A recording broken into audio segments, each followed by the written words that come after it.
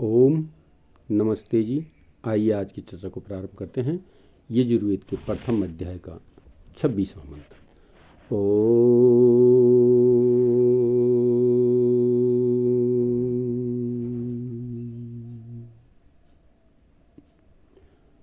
अपाररूं पृथिव्ये देवजनद्वध्यासं वज्रं गच्छ गोष्ठानं वर्षतु ते द्युर्बधान देव सविता परमस्यां पृथिव्यां सतेन पाशीर्योष्मान् द्वेष्टि यं च वयं द्विस्मस्तमत्तो मामोक् अररो दिवं मा पप्तो द्रप्सस्तेद्यां मा इष्कन् व्रजं गच्छ गोष्ठानं वर्षतु ते द्योर्बधान देव सविता परमस्यां पृथिव्यां सतेन पाशीर्योष्मान् द्वेष्टि यं च वयं द्विस्मस्तमत्तो मामो।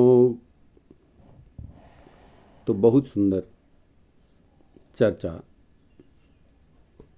इस मंत्र में भी आ रखी है और कहा है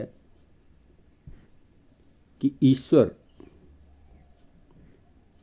आज्ञा दे रहे हैं, हे मनुष्यों, तुम लोगों को विद्या के सिद्ध करने वाले कार्यों के नियमों में विघ्नकारी दुष्ट जीवों को सदा मारना चाहिए और सज्जनों के समागम से विद्या की वृद्धि नित्य करनी चाहिए। जिस प्रकार अनेक उद्योगों से श्रेष्ठों की हानि, दुष्टों की वृद्धि न हो, सो नियम करना चाहिए।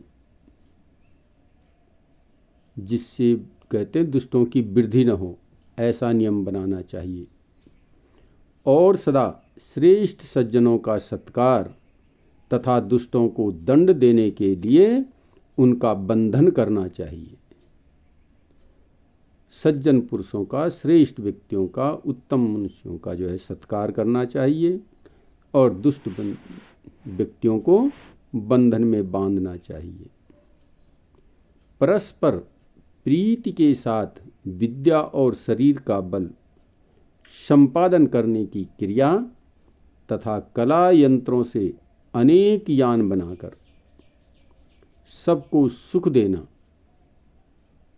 ईश्वर की आज्ञा का पालन तथा ईश्वर की उपासना करनी चाहिए। तो कितनी सुंदर बात इस मंत्र में बताई गई है कि मनुष्य का कर्तव्य है कि दुष्टों को बांधना, श्रेष्ठों का सत्कार करना और बुद्धि को बढ़ाने वाले कार्यों के लिए निरंतर प्रयासरत रहना।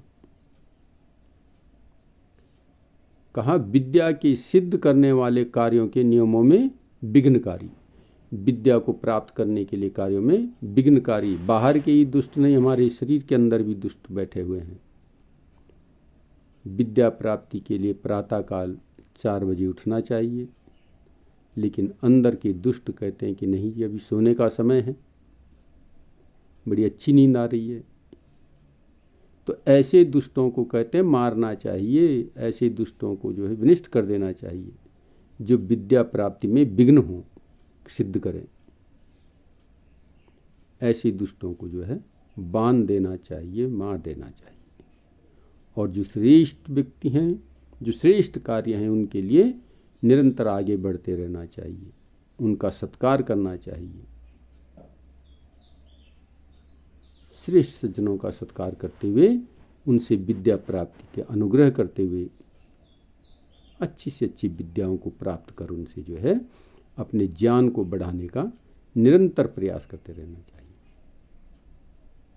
कहते हैं विद्या और शरीर का बल संपादन करके, विद्या के साथ साथ शारीरिक बल को भी प्राप्त करते हुए,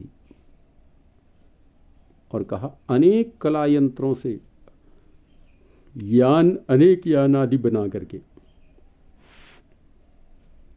सबको सुख देने का कार्य करना चाहिए। सब संसार में सबको सुख प्राप्त कराने का प्रयत्न करना चाहिए और साथ ही ईश्वर की आज्ञा का पालन करते हुए ईश्वर की उपासना भी निरंतर करते रहना चाहिए। तो बड़ी सुंदर चर्चा इस मंत्र में आई है। हम आइए इस मंत्र से प्रेरित होकर के विद्या प्राप्ति के लिए निरंतर प्रयासरत रहें और अच्छी से अच्छी वैज्ञानिक विद्या को जान करके सबको सुख पहुंचाने का कार्य करें। तो आइए आज की चर्चा को यहाँ पर विराम करते हैं। ओम शांति।